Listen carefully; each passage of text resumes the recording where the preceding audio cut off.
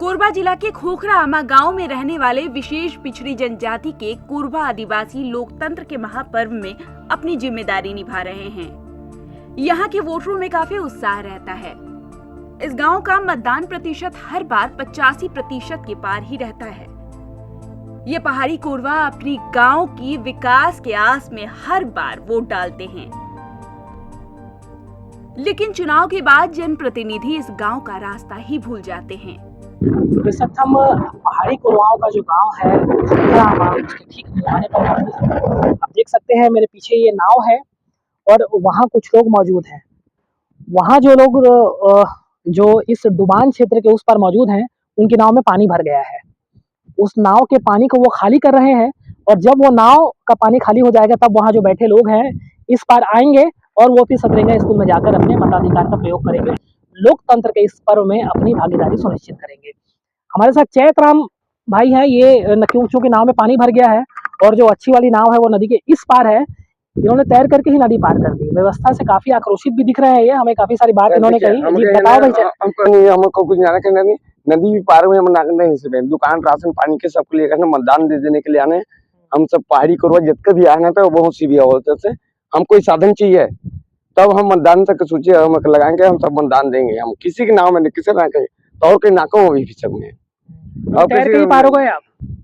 हाँ, तैर के भी नाके देखने अपने से देखा सर उसे हमको चाहिए। हम नाके का कोई साधन चाहिए, हम किसी आदमी को लाके सर। कितने साल से आप चैतराम भाई ऐसे यहाँ से हम जो बांकोटे में हुआ है तब तक हम यहाँ गरीब बड़े हुए। दुकान आ गया बीच में? डूबे बीच आ गया सर। अब क्या करना, हम जंगल छोड़ के पहाड़ चढ़ गया।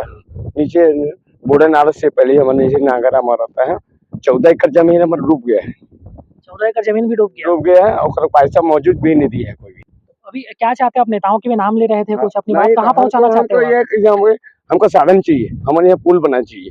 नरेंद्र मोदी दे और सीधा करे, नहीं तो राहुल गांधी कर दे। जो भी करे मतदान देंगे, लेकिन हम सुविधा बनाकर किसी को मतदान देंगे।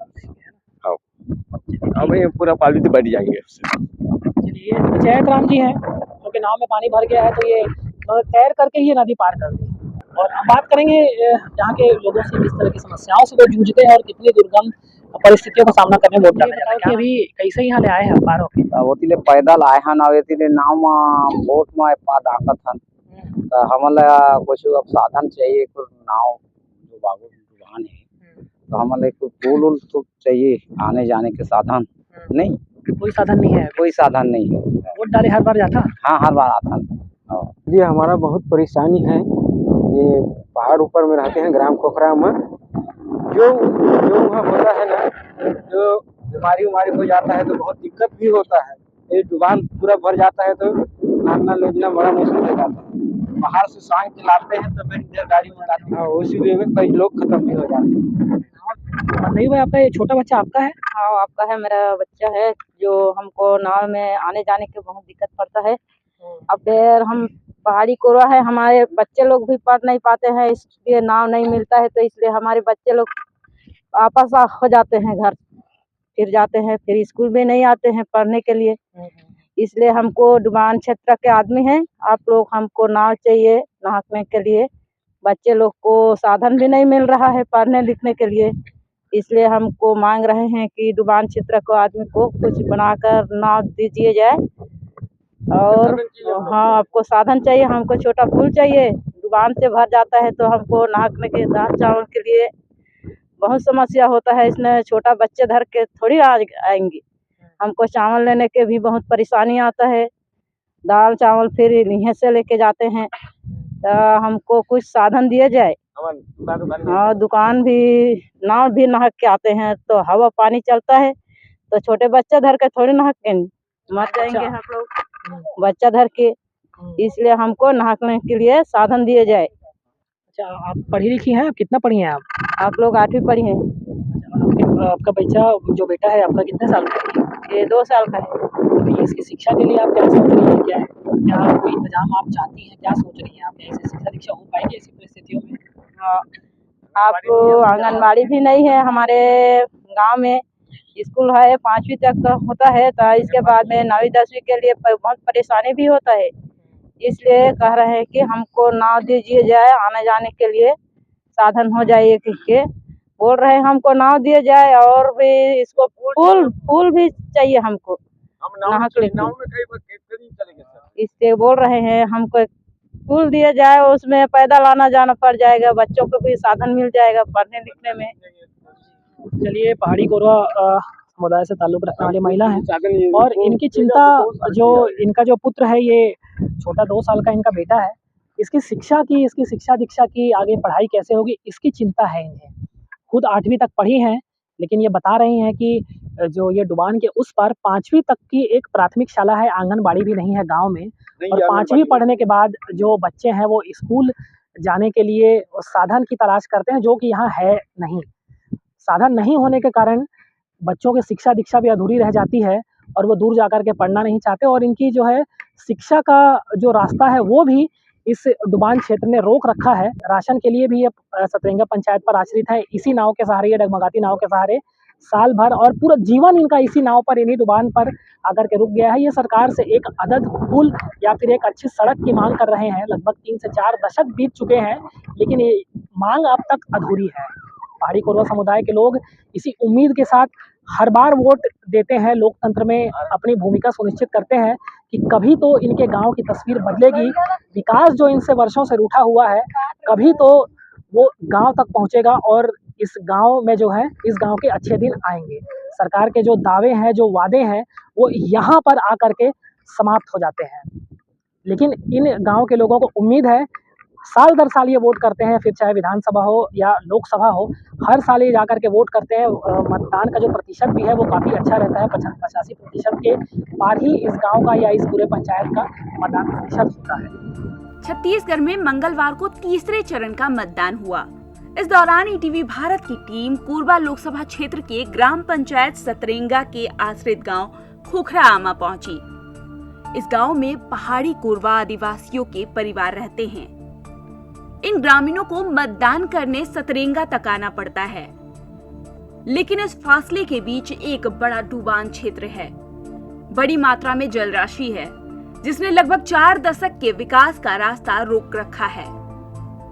बांगो बांध के निर्माण के बाद से ही यहाँ पानी भर गया था, जो हसदेव नदी से जुड़ा हुआ है। इसी नदी को पार कर ग्रामीण नाव का सहारा लेकर वोट डालने पहुंचते हैं। लोकसभा चुनाव में तीसरे चरण के लिए मतदान की प्रक्रिया शुरू हो चुकी है। इस वक्त हम कोरबा लोकसभा के वनांचल गांव सतरेंगा में मौजूद हैं। यहाँ आप देख सकते हैं कि सुबह से ही लोगों में काफ़ी उत्साह है।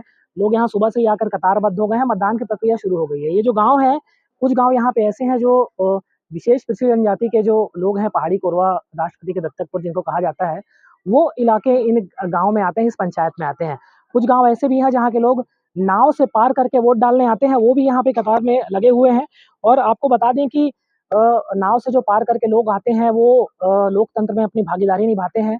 हर साल जब भी यहाँ पे चुनाव होते हैं, चाहे वो विधानसभा हो, लोकसभा हो, इस मतदान केंद्र का जो पहाड़ी कोरवा के लोग हैं, जो दुर्गम परिस्थितियों से जूझ कर यहाँ मतदान करने आते हैं और अपने मताधिकार का प्रयोग करते हैं। मतदान प्रतिशत भी यहाँ लगभग 85% या 90% के आसपास सदैव पहुंच जाता है। वो अपनी जिम्मेदारी पूरी निभाते हैं, एक अच्छा नागरिक होने का कर्तव्य पूरा करते हैं। लेकिन फिर भी ये गांव विकास से अछूता है। जो लोग हैं दूर दराज से नाव से पार करके यहाँ पे आते हैं। कुछ लोग हमारे साथ हैं, पहाड़ी कोरवा जनजाति से ताल्लुक रखते हैं। सुख सिंह, ये बताओ कि कहाँ ले आए हैं अभी? नाव वाले मैंने ठोकरा माँ कुकरी चोली एमन आते एमन आते जाते हैं, मतलब नाव चलत है तो हवा तूफान भी चलत है, उसके माध्यम से मतलब टाइम भी हो जाते आने जाने की जगह नहीं।